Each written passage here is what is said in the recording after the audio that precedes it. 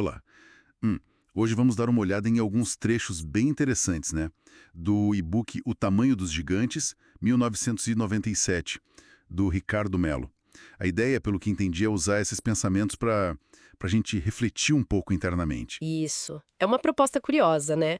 O material diz que não é para ser um dogma, nada disso. É mais um ponto de partida, um suporte didático para desenvolver o que ele chama de inteligência espiritual, uma nova consciência sobre a vida. E logo na introdução já lança umas ideias fortes, sabe?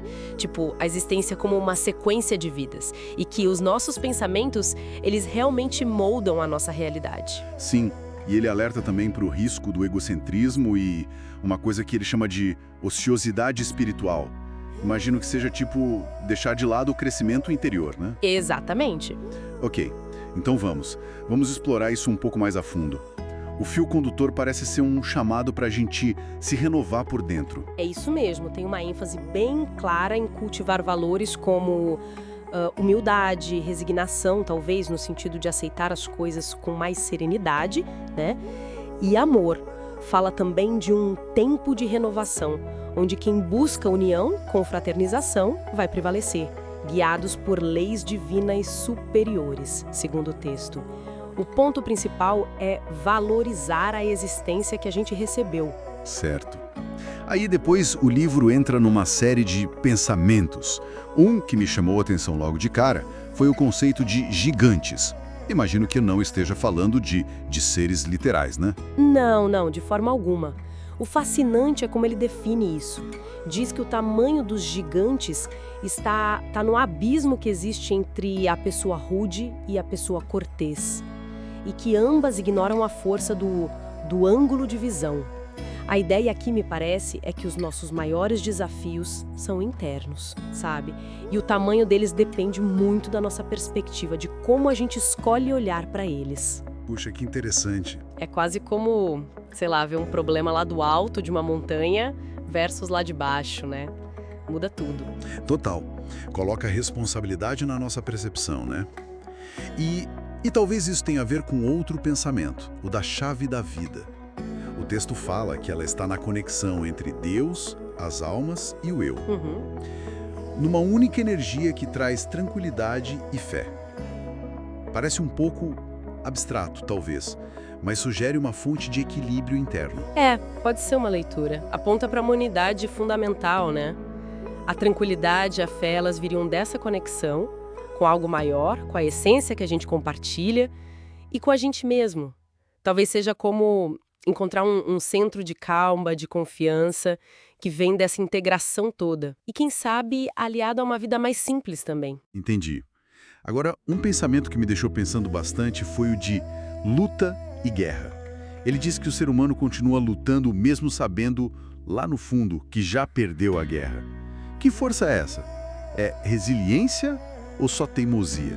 É uma questão profunda sobre a gente, né? Essa persistência, ela pode ir além da lógica de ganhar ou perder.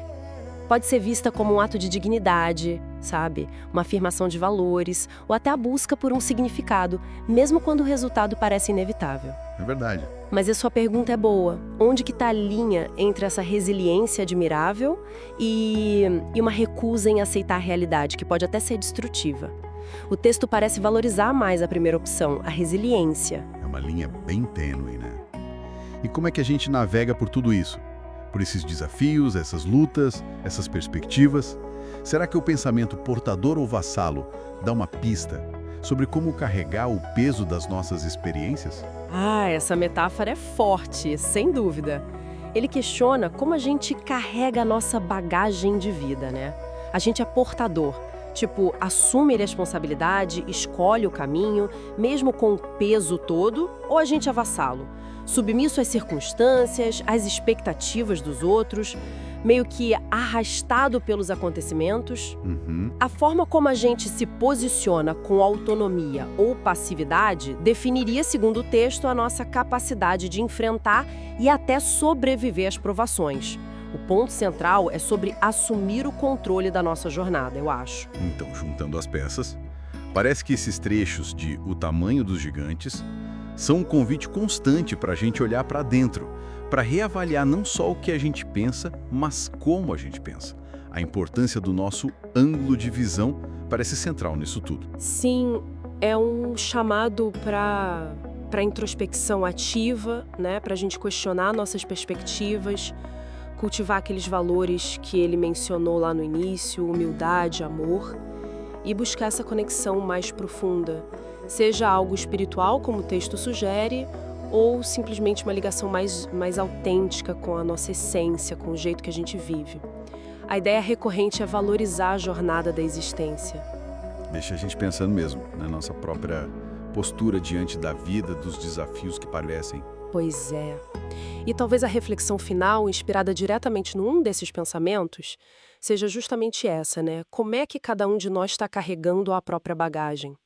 Será que estamos sendo portadores conscientes do nosso caminho, definindo a nossa rota mesmo com as dificuldades, ou estamos agindo mais como vassalos, deixando que as circunstâncias de fora ditem o nosso destino? Fica aí para pensar.